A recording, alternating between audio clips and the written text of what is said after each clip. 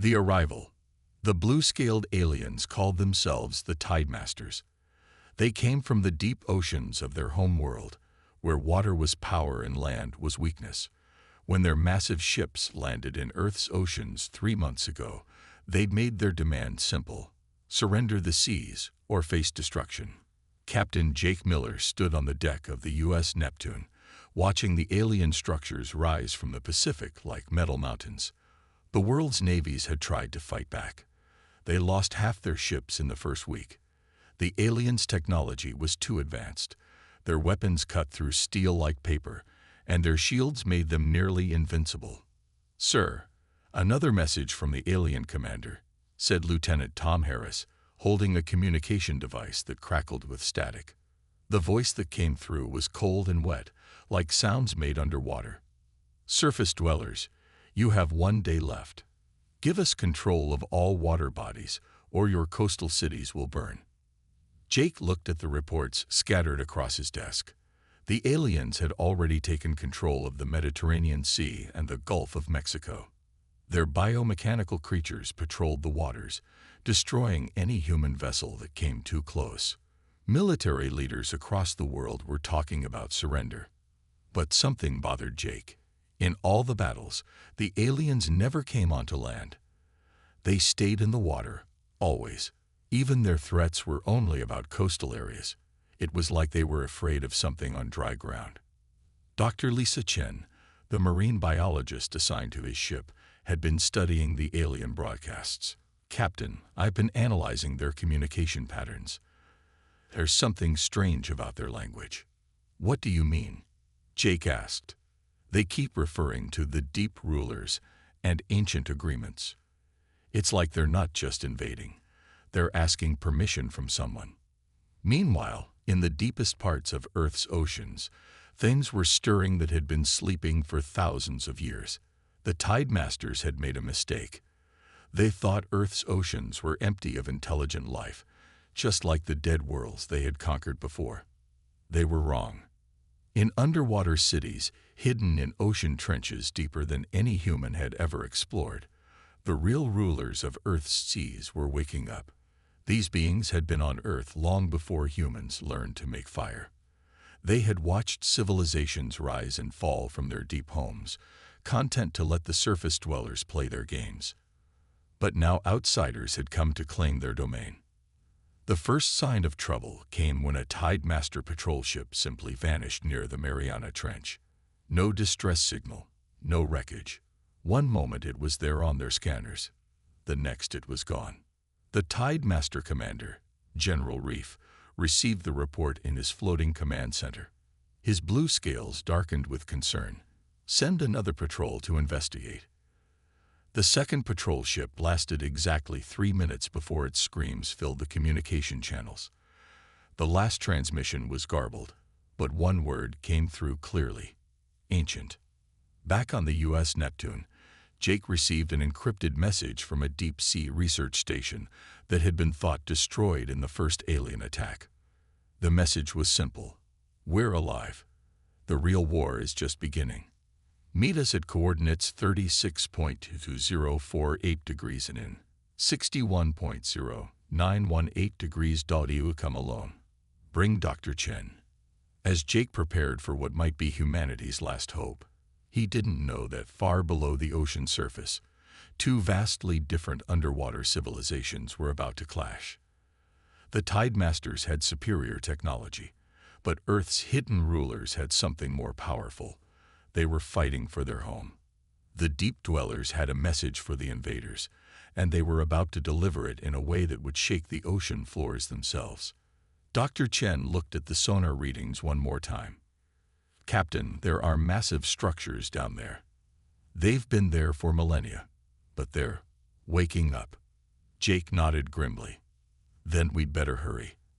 I have a feeling humanity is about to get some very old allies." The stage was set for a battle that would determine not just who controlled Earth's oceans, but whether humanity would survive to see another sunrise. The Tidemasters thought they were the apex predators of the galaxy's waters. They were about to learn they were very, very wrong. The Deep Awakening. The coordinates led Jake and Dr. Chen to a section of the Atlantic where the water was darker than ink. Their submarine, the Trident, descended past depths where sunlight had never touched. At 3,000 meters, their sonar picked up something impossible. "Captain, there's a city down there," whispered sonar operator Pete Williams. It's huge." Through the submarine's reinforced windows, they saw lights that had been burning since before the pyramids were built. Structures made of materials that seemed to be part organic, part crystal stretched across the ocean floor like a vast underwater metropolis. "How is this possible?" Dr. Chen breathed, pressing her face against the glass. Their answer came in the form of a creature that glided up to their submarine. It was humanoid but clearly not human. Tall, with skin that shifted between silver and deep blue, eyes that glowed with their own light, and gills that fluttered along its elongated neck. When it spoke, its voice came directly through their communication system without any technology they could see. "Surface dwellers, I am Eldertide. We have been waiting." Jake found his voice. Waiting for what? For the day when the water thieves would come to steal what was never theirs to take. The submarine was gently guided into a docking structure that seemed to grow around it like living coral. When they emerged, breathing apparatus they hadn't even noticed being attached allowed them to breathe underwater as easily as air. Eldertide led them through corridors filled with beings that looked similar to him, the true children of Earth's oceans. "Your species appeared recently. We watched you learn to sail, to dive, to explore our shallows. We let you be, for you were not a threat to the deep places." They entered a vast chamber where hundreds of the deep dwellers had gathered. Ancient maps covered the walls, not of land, but of ocean currents and deep-sea territories that spanned the globe. "The ones you call Tide Masters have conquered 17 worlds," Eldertide continued. "Always they target worlds with vast oceans. Always they fail to look deep enough." Dr. Chen stepped forward. "You fought them before. 3 of their kind arrived 50 years ago as scouts. They never returned to report. We hoped their people would think this world too dangerous and stay away." Eldertide's expression darkened. "We were wrong." Through a viewing portal made of some transparent material, they could see the scope of the deep dwellers' civilization. Cities built into underwater mountains, farms of kelp that stretched for miles, and creatures that moved through the water with purpose and intelligence. But most importantly, they saw weapons. "Your surface militaries fight with metal and fire," said Eldertide. "Such things are weak in the deep places. We fight with the ocean itself." As if to demonstrate, Eldertide gestured toward the viewing portal. In the distance, Jake could see Tide Master ships patrolling the upper waters. With another gesture from Eldertide, the sea floor itself seemed to shift. Currents changed direction, creating powerful whirlpools that pulled 2 of the alien vessels down into the depths. "The Tide Masters control the surface waters with their technology," Eldertide explained. "But they cannot control the deep currents, the thermal vents, the pressure itself. These things obey only us." Jake felt hope rising in his chest for the first time in months. "What do you need from us?" "Your people know the surface world. You can coordinate attacks from above, while we strike from below. But first, you must understand, this war will change everything. Humanity will learn that Earth was never truly yours alone." Dr. Chen was studying readings on a device that looked like it was grown rather than built. "Captain, look at this. Their technology, it's biological. They've learned to work with ocean life rather than against it." As if summoned by her words, massive shapes moved in the darkness beyond the city. Creatures the size of buildings, with eyes that showed clear intelligence. They had been sleeping in the deepest trenches, but now they were rising. "The Leviathan's wake," Eldertide said simply. "They have slept since your kind drew their first pictures on cave walls. But when the deep places are threatened, they remember why they are the ocean's guardians." Jake watched in awe as one of the creatures glided past the viewing portal. It was larger than any whale, with tentacles that could crush a battleship and bioluminescent patterns that pulsed with alien intelligence. The Tidemasters think they rule the waters. Elder Tide continued. Tomorrow, they will learn the difference between visiting the ocean and being born from it. The real war was about to begin. Rising tides. The first joint attack began at dawn. While Tidemaster ships patrolled the surface waters near Japan, confident in their dominance, the ocean floor 20,000 feet below was alive with movement. Admiral Ross Martinez, commanding the human naval forces from his flagship, watched his instruments with growing amazement. "Sir, the entire ocean is moving down there. It's like the sea floor itself is coming alive." Through encrypted communications, Elder Tide's voice reached both the human fleet and the deep dweller forces. "Surface friends, when we strike from below, your ships must be ready to attack from above. The water thieves will be confused, but not for long." Jake, now serving as the liaison between the two forces, coordinated from his position in the deep city. Around him, the deep dwellers moved with fluid precision, their living technology responding to their thoughts rather than buttons or controls. "Beginning Phase 1, Elder Tide announced. The ocean itself became a weapon. Currents that had flowed in the same patterns for thousands of years suddenly reversed. Thermal vents opened in new locations, creating underwater storms that battered the Tidemaster ships from below. The aliens' advanced shields, designed to stop energy weapons and projectiles, were useless against the raw power of the sea itself. "What is happening?" General Reef demanded from his command ship, watching his fleet's formation break apart as impossible whirlpools appeared without warning. His science officer, a pale blue alien with gills that flapped nervously, checked his instruments. "Sir, the planet's ocean currents are behaving erratically. It's as if something is controlling them." "That's impossible. This is a primitive world." But as he spoke, the first Leviathan broke the surface. The creature was ancient beyond measure, its body scarred by centuries of deep ocean life.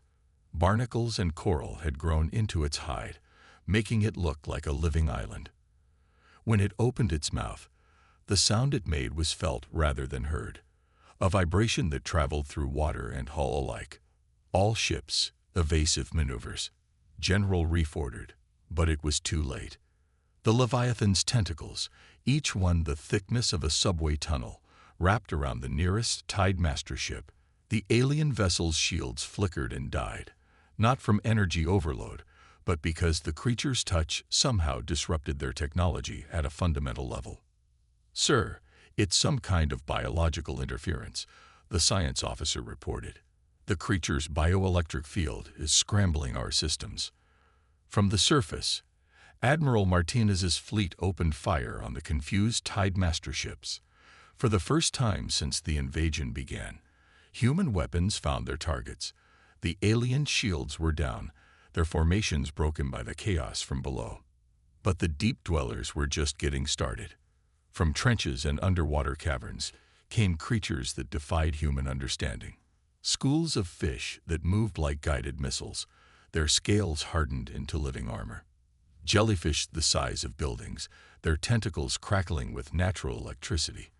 And leading them all, the deep dwellers themselves, riding creatures that looked like crosses between whales and spacecraft. Dr. Chen, monitoring the battle from the deep city, watched in fascination as the deep dwellers' strategy unfolded. "They're not just attacking," she realized. "They're herding the Tidemasters into specific areas." Elder Tide nodded approvingly. "The water thieves fight like they are still in space. They do not understand that in the ocean, the environment itself can be turned against you." As the battle raged, more Tidemaster ships arrived from other parts of the globe. General Reef had called for reinforcements, but he was making the same mistake he'd made from the beginning. He was only thinking in terms of surface warfare. "Sir, we're detecting massive movement in all the deep ocean trenches," reported a panicked communications officer. "It's not just here, it's everywhere." The truth was dawning on the Tidemaster command. Earth's oceans weren't empty. They weren't undefended. And the beings that truly ruled the depths had been preparing for this fight for longer than the Tidemaster's entire civilization had existed. From the deepest parts of the Pacific, Atlantic, and Indian Oceans, the response was coordinated and devastating. Every major Tidemaster base found itself under attack by creatures and forces they couldn't understand or counter. But General Reef was not ready to surrender. If he couldn't have Earth's oceans, he would make sure no one could. "Prepare the thermal charges," he ordered. "If we cannot rule these waters, we will boil them dry." Elder Tide felt the change in the ocean's temperature sensors immediately. "Surface friends," he broadcast urgently, "the water thieves are preparing to destroy what they cannot have. We must stop them now, or every living thing in Earth's oceans will die." The final phase of the battle was about to begin. Depths of War, 770 words. General Reef's thermal charges were not weapons in the traditional sense. They were planet killers, designed to trigger volcanic activity on the ocean floor itself. If detonated in the right locations, they would turn Earth's seas into boiling graveyards. Thermal charges deployed at 17 deep-sea volcanic sites, reported the Tidemaster weapons officer. Detonation in 30 minutes. But the general had made a critical error. He had placed his weapons at the very locations where the deep dwellers were strongest. The thermal vents and underwater volcanic systems that had powered their civilization for millennia. Elder Tide felt the alien devices attaching to the sacred vents like parasites. Around him, the other deep dwellers shared his rage through their biological communication network. The water thieves would kill an entire world rather than admit defeat, he said to Jake, who was coordinating human forces from the deep city. "This is why they must never be allowed to leave." Jake felt a chill that had nothing to do with the deep ocean water. "You mean, no survivors, no escape pods, no ships returning to their home waters to bring back larger fleets. Today, their invasion ends permanently." Meanwhile, on the surface, Admiral Martinez was evacuating coastal populations as fast as possible. If the thermal charges detonated, the resulting tsunamis would devastate every shoreline on Earth. "How long do we have?" he asked Dr. Chen through their communication link. 23 minutes, she replied from her position in the deep city. "But Elder Tide says they have a plan." What happened next would be talked about in both human and deep dweller histories for generations to come. The Leviathans, those ancient guardians of the deep places, began to sing. The sound was unlike anything ever recorded by human science. It traveled through the water faster than sonar, deeper than any human-made device could reach. Most importantly, it was answered. From every ocean trench, from every deep-sea mountain range, from places where the Earth's crust was thin and the planet's molten heart was close to the surface, the song was taken up by creatures that had been sleeping since the continents took their current shape. "Captain, sonar is picking up movement everywhere," Pete Williams reported from the surface fleet. "I mean everywhere. It's like the entire ocean floor is singing." The deep dwellers had called upon the oldest alliance on Earth, the partnership between life and the planet itself. The thermal charges, designed to trigger volcanic eruptions, instead found themselves surrounded by creatures that had lived alongside volcanic vents for millions of years. Giant tube worms whose bodies could withstand temperatures that would melt steel. Bacteria colonies that thrived in conditions that would kill any other life form. And directing them all, the deep dwellers who had learned to work with volcanic forces rather than fear them. "Sir, the thermal charges are being eaten," reported the confused Tidemaster science officer. General Reef watched in horror as his planet-killing weapons were dismantled by life forms he couldn't understand. How is this possible? His answer came in the form of Elder Tide's voice, broadcast on every Tidemaster communication frequency. "Water thieves, you have learned the difference between technology and wisdom. Your machines are powerful, but they are still just machines. We are part of this world. We do not fight the ocean. We are the ocean." The remaining Tidemaster ships found themselves surrounded not just by human vessels and deep dweller creatures, but by the sea itself. The water around them became thick as honey, making movement impossible. Their weapons, designed to work in the vacuum of space or the thin atmospheres of dead worlds, functioned poorly in the dense, living medium that surrounded them. All ships, emergency ascent. General Reef ordered. We retreat to orbital positions. But as the Tidemaster vessels tried to rise from the water, they discovered that Earth's deep dwellers had one more surprise. The creatures that had answered the Leviathan's song were not just from the ocean floor. Some had come from even deeper, from the spaces between tectonic plates, from underground seas that connected to the surface oceans through caves and fissures humans had never imagined. These beings could survive in space as easily as in water. They had been the planet's guardians long before there was oxygen in the atmosphere, and they remembered when space itself had been their domain. As the Tidemaster ships broke the surface, they found themselves facing creatures that glowed with their own light, moved without visible propulsion, and seemed to treat the vacuum of space like just another type of ocean. "Sir," whispered the Tidemaster communications officer, "we're receiving a message from the home fleet." General Reef grabbed the communicator. "Home fleet, we need immediate extraction." The reply was not what he expected. "General, this is Admiral Deep Current. We've been trying to reach you for days. We're under attack. Something followed our scout ships home." The deep truth. The revelation hit General Reef like a thermal shock. "What do you mean, followed home?" Admiral Deep Current's voice crackled through space, distorted by distance and interference. 3 days ago, creatures appeared in our home system's oceans. They knew exactly where to find us. They knew our cities, our defenses, our weaknesses. General, they've been watching us as long as we've been watching other worlds." Jake, listening from the deep city, felt Elder Tide's presence in his mind, a sensation he was still getting used to. The ancient being's thoughts carried images and memories that spanned millennia. "Your people think in terms of planets and systems," Elder Tide communicated. "You do not understand that water calls to water across any distance. The deep places of all worlds are connected." Dr. Chen was recording everything, her scientific mind racing to understand what she was witnessing. "You mean there's some kind of network between ocean worlds across the galaxy?" "Not a network as your technology would build," Elder Tide replied. "Something deeper. The consciousness that emerges when water and life combine in sufficient depth and age. We are part of something your people have no word for." Meanwhile, the battle in Earth's orbit was unlike anything in recorded military history. The creatures that had risen from the deep moved through space like they moved through water, ignoring the lack of atmosphere, creating their own gravitational fields. They surrounded the remaining Tidemaster ships with the same fluid precision they used in the ocean depths. General Reef made his final mistake. In desperation, he activated his ship's self-destruct sequence, hoping to take some of the space-dwelling creatures with him. The explosion never came. Instead, his ship was encased in what looked like a bubble of solidified space itself.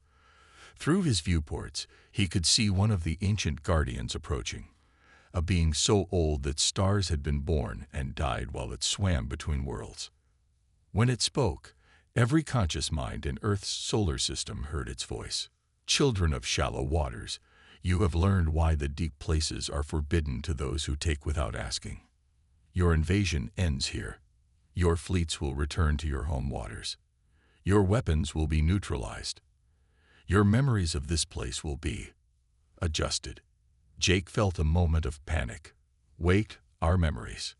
Elder Tide's mental voice carried something that might have been amusement. "Not yours, surface friend. Your species has earned the right to know the truth. But the water thieves cannot be allowed to remember enough to return with others." Across Earth's oceans, the aftermath of the battle was already being managed by forces beyond human understanding. Tidemaster technology was being absorbed by deep-dweller creatures, their metals and energy sources broken down and recycled into the living ecosystem of the deep places. Admiral Martinez watched from his flagship as the last Tidemaster vessel disappeared into what looked like a whirlpool made of starlight. Dr. Chen, are you getting readings on this? Negative, Admiral. Whatever they're using, it's beyond our current science by several thousand years. But the most remarkable thing was happening to the human forces. Instead of being dismissed or forgotten, they were being invited deeper. Your species stands at a crossroads, Elder Tide explained to Jake as they watched the cleanup operations from the deep city. You can return to your surface world and pretend this never happened, or you can begin to learn what it truly means to be citizens of an ocean world. Jake looked at the invitation in his hands, not written on paper, but somehow impressed directly into his memory. Coordinates for deep-sea locations around the globe. Technologies that could allow humans to explore depths they'd never imagined. Knowledge that would revolutionize everything from energy production to space travel. What's the catch? He asked. No catch, only responsibility. If humanity chooses to join the deep places, you become guardians as well as explorers. You help protect not just Earth's oceans, but all the ocean worlds that the water thieves might threaten. Dr. Chen was already nodding eagerly. Captain, do you understand what this means? We're being offered partnership with a civilization that spans galaxies. 6 months later, the first human deep-sea colonies were established. The official reports spoke of new underwater mining operations and research stations. The truth was far more extraordinary. Humanity had learned they were not alone on their world. More importantly, they had learned they were not alone in the universe. The deep places of every ocean world were connected by forces and intelligences that made the Tidemasters' technology look primitive. And Earth's children were finally being invited to join the real community of galactic civilization, not as conquerors, but as partners in protecting the deep places where life and consciousness emerged from the union of water and time. The seas that the aliens had claimed were never really empty. The real rulers had simply been waiting for the right moment to reveal themselves. And now, humanity would learn to swim in deeper waters than they had ever imagined possible.